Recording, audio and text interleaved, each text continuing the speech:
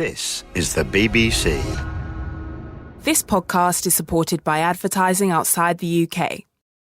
BBC Sounds. Music, radio, podcasts. Oh, hello there. Welcome back to Raw. You look well. My name, somewhat sadly, is still Dave, but I am now officially a curator for the BBC archive. But don't worry, I'm still down here in the vaults, digging day and, well, just day for interview gold. From BBC Sounds, this is Raw. I was like, that's cold, that's Slick Rick, how dare you? Okay, so in October 2006, Amy Winehouse was 23 years old. She'd just released her classic single Rehab and was about to release her amazing new album, Back to Black. She's on great form here, chatting to Craig Charles, who was an early champion of her talent. But what strikes me about this interview is the cliff edge that it so sadly represents. Within weeks of recording this interview, Amy's life would completely change, and the ground beneath her feet would start to spin out of control. Her battles with addiction and her tragic death at the age of just 27 sometimes feel like they overshadow her talent as a performer. But I think when you listen to this, you're going to meet someone who's warm, funny, and just great company. It's these qualities that really shine through for me, and it just feels like the perfect place to remember her from. Some classic Amy Winehouse there, as featured first here in session on the Craig Charles Funk and Soul Show in 2003. Amy Winehouse, are you there? Hello. Can you believe that was 3 years ago? Yeah, I actually can. It's mad though. You know, because you were kind of just starting out then, really. Not that many people had heard of you, and you ripped the roof off the Maida Vale in that session. I had such a good time, and my girl Charity with me from Ireland today. I think that was her first outing as well. Yeah. And James Taylor Quartet was there, and she said to James Taylor, "What are you doing today?" And he goes, "I'm just playing." She goes, "Are you looking after the band?" He was like, "No, I'm James Taylor. It's my band." And it was her first outing. Oh, brilliant! I remember that. Oh God. She's like cringing in the other room now. Well. Listen. I mean, you were tagged in the sort of jazz bracket with your first record. Yeah. And actually, what was that like? You know, being jazz. Was that a good thing or a bad thing for you? Being tagged with that label. It was like, I don't care really. Like I think when you come out and it's your first outing, and you know people are speculating about you, I don't really think it matters in what bracket you're put. You just kind of want to come across nicely and like yourself. I think that's what's important, really. Yeah. I come from jazz, so you know I was a jazz singer. So yeah. So yeah, definitely. But I mean, this second album, Back in Black, is just so it's just so funky. And it's got like gospel, and it's got sort of slow funk, and there's a bit of jazz there. I mean, difficult second albums and all that. You seem to have cracked that one, don't you? Yeah, I think it's because I was very enthusiastic about doing a second album, and the material I had. I think that made it a lot easier. So I mean, you've been quoted as saying, "If I haven't done it, I just can't put it into a song. It has to be autobiographical." Yeah. Yes. Right. So let's go back. Rehab. Okay. Well, in all truth, my managers did. I had a particularly bad episode, and I had to go and stay with my dad for a bit. And my managers came to my dad's house and said, we want to take you to this place. And I said, what happens if I don't want to go? You know, because to each their own. But for me, if I can't sort myself out, then I don't. I don't know if it's being a woman, being a Jewish woman, or just being me, like being really hard-headed. I think if I can't sort myself out, then no one can sort me out. I mean, there must have been a lot of pressure on you, when your first album did so well. Well, it wasn't a singles album. It sold well as a whole album. That's it, yeah. And so based on that, and based on the fact that they knew they couldn't make me do anything, because if they rushed me, it wouldn't turn out good. I think based on that, they just left me to it. To the point where they even came to me a couple of years after Frank came out and said to me, "Do you even want to make a record?" And I was like, "No, I do. Just, I will." But there's other pressures as well, isn't it? People start looking at you differently, acting differently around you. You start people wanted to hear your opinions on things, and you're good with your opinions, and you're witty, you're intelligent, so you'd say things and they'd be in the press, and all of a sudden this Amy Winehouse, not monster but like media magnet is born. And were you aware that was happening, and did you play it up, or did it not affect you, or am I reading too much into things? No, I mean, maybe you are reading too much into it, I don't know, but I just think when my first album came out, I was very outspoken about other artists. When I was making my first album, I was doing journalism, so obviously I was very outspoken. And being a musician, I had very strong views on a lot of people who, shouldn't be allowed to do music. I don't see it that way. I think I've mellowed out a lot more this time around, though, and I think. Like I said before, live and let live. People, everyone's got a day job, everyone's got something to do. And if it keeps people busy, then so be it. But when you get to that certain stage, that certain level of fame, there's going to be people digging at you all the time. I was watching the telly last night, and there was a program. Did you see that thing on last night about celebrity weight loss and things like that? No. And they were like, funny. And they had all sorts of experts talking about you and other celebrities. But like I thought, I'm talking to her tomorrow, so I was obviously more interested in you, and talking about how your weight loss, and I mean really personal things. I mean, how do things like that affect you? Did you just look over your head, or? Yeah, it kind of goes over my head. I mean, like, it's not like my friends sitting around going, "Why is she so thin?" Well, it's speculation. It's like, like I said, people have got it keeps people busy. Like everyone's got to do something with their time. Do you know what I mean? Yeah. I'm lucky that I can sing songs that make me happy. That I wrote about stuff that I'm lucky that I get to give myself therapy every day by singing songs about a really tough time in my life. Not everyone can do that. Everyone's got to go and talk about other people. I'm very lucky. Yeah. Very, very lucky. Other people aren't so lucky. I don't care if they want to talk about me. They can do whatever they want. As long as they can go home and go, "Oh, I had a good day," or whatever. Yeah. Well, let's talk about the music. I mean, you work with Mark Ronson. Yes. Again. He's the man of the moment, isn't he? Yeah, I don't know. He's got a finger in a lot of mince pies. Yeah. I mean, with people like Lily Allen, Robbie Williams, Christina Aguilera. I mean, how do you pin him down? How long do you work with him? Well, the thing is he kind of worked with me a lot more Lily and I, actually. He worked with us a lot more personally than he did Christina and Robbie. And the thing is with Marcus, he's quite prolific anyway, but in hip-hop circles, not so much in pop circles. And I didn't even run to him. It was my publishing company. We're both published by EMI. The guy who runs my publishing company kind of was trying to get us together. And Mark's just like really laid back guy. He's really cool. So he's just like, oh, whatever like he trusts me. But I think from Hello, we kind of just got we just got it. We got each other. We get on as well professionally, as well personally as we do professionally.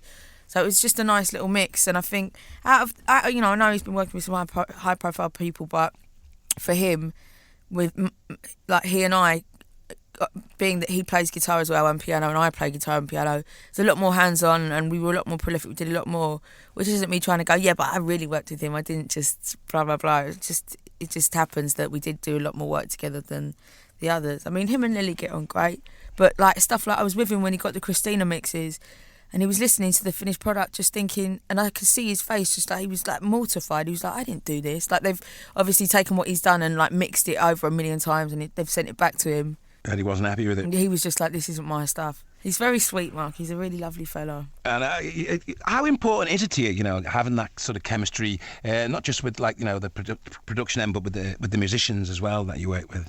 The thing is because I was just running about it. You don't really get a chance to meet the musicians. I mean, I did on my first record when I was working with Salam. I met all the musicians, to the point where they were like uncles to me, or like granddads, because they were all old boys. Yeah. They were giving me. I was learning trumpet off my friend Bruce. Because I just remember, when you did that session for us, the band that did the session with you, they were just so nice about you and so positive, and you could see that they had a genuine warmth towards you. Okay. Well, that's and I met you for the first time, and you were dressed a bit kind of like, sort of like, I don't want to upset you, but a bit unconventionally sort of dressed you were, you know. And I said, does she always dress like that? And she said, yeah, she dresses like that. But there was so much love for you. And have you lost that now? You're saying, or no? What I didn't realise is that you meant my band. Your band, yeah. Not because when I go to America, I can't take my whole band. No, of course. So when I'm in America, you know, Salam, the boys that Salam uses and the boys that Mark uses, I love all of them as well. But I don't know them necessarily that well. But my band that I travel with, definitely, even now. I mean, when I first met you, me and the band hadn't been together that long. But now they're like my husbands. It's like I've got 10 husbands. I swear that they're literally are. We all look after each other. We're really close. We're really tight knit. Like there's not one person.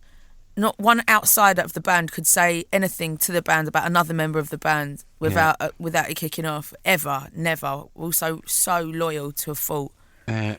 You seem much older than you are, Amy. I mean, you're still very, very young. I mean, Frank was 3 years ago, and you're only 22 now, aren't you? Yeah. No, I'm 23 now. You're 23. So, I mean, how come it's been so accelerated for you? I mean, what is it in your past or your growing up that, you know, got you this ready and this talented, this developed so quickly, do you think? That sounds like my such a brown nose and no. My boyfriend just walked in and I just melted a bit. I was like, oh, he's here. I think it was because... I think it's just because I'm very spiritual. I've always been very spiritual. My nan was a white witch. I've always been aware of other things around you rather than what's presented to you. Yeah. I don't know. I'm not really that. I'm quite immature. You know, like I'm quite stubborn. You can still be a little girly, like. Yeah, quite stubborn, and I do whatever I want, and I'm selfish and stuff. But I'm very selfless as well. I don't know. I don't really think I am older than my years. But I've been really looking forward to talking to you again because I dine out on that story that you know when you signed Frank, your copy of Frank to me. I know your boyfriend has just walked in, but I don't want to kick anything off, like. No. But you signed it. What was it? I know you didn't buy this album, but that is fine because I used to fancy you when I was 9. I did, and I've been dining out on that. Thanks for the anecdote. That's funny. Can I just say one thing? Yeah, go on. I was talking the other day about how. There's that bit. It's in series 1. I know I did used to fancy you in series 1, and you're watching It's a Wonderful Life, and you're like drinking a beer milkshake or something and eating cereal, and it's the bit where he's in the bank and he's got his honeymoon money, and he goes, "How much do you want, Mrs. Someone?" And she goes, "I have $12 or $17," and the bit where you spit out all the cereal on yourself. I was talking about that the other day because I just thought it was so because we were talking about It's a Wonderful Life. Well, anyway, you know, I'm glad I've been so instrumental in your upbringing, in your development as an artist. That's funny. You know I'm no good. Let's talk about that. You know I'm no good is about, scenarios where, I've just thrown myself into a moment without giving it much thought, and having been caught out in a moment, I'm just saying, well, I told you I'm not a very nice girl. It's a bit sexy, the lyrics. Yeah, the lyrics are a bit sexy. My boyfriend's now looking through the window at me like he wants to kill me. What? Why? What have I done? No, it's me. What about me and Mr. Jones then? Me and Mr. Jones is about how I used to go out with this fella who, between me and him, because he worked for a record company, and I, I'm a singer, we used to be able to get guest list for pretty much everything. There wasn't anything we couldn't really go to. Yeah. But if one of us couldn't, the other one would always sort the other one out.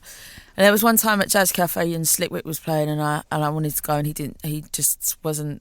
I don't know what he was doing. Head was in the clouds, and then I was like, "That's cold. That's Slick Rick. That's Slick Rick. How dare you?" But when Nas played Brixton, he still didn't get back to me. I was like, "Okay, Slick Rick is one thing, but Nas." I was like, "You know what?" And I just kicked off, and it's just me and Mr. Jones is really because Nas's name is Nasir Jones. I'm just saying about how. It's my Nas song. I think I've got to have a Nas song on every record. But like, you're one of those people that you really don't want to fall out with because you'd be really worried about ending up in a song. I mean, stronger than me for a start. I mean, you'd really worry about ending up in a song if you pissed you off. Is that true? No, not at all. Not at all. You sound like Etta James on that, me and Mr. Jones. I mean, thanks. Yeah, you really do. I mean, it's real full on as well. It sounds like it was recorded 40, 50 years ago. Oh, thank you. That's nice. That's a nice compliment. I mean, someone said to me the other day, like, did you intend to record it with the analog and something, like some old sound or something? And I was like, what?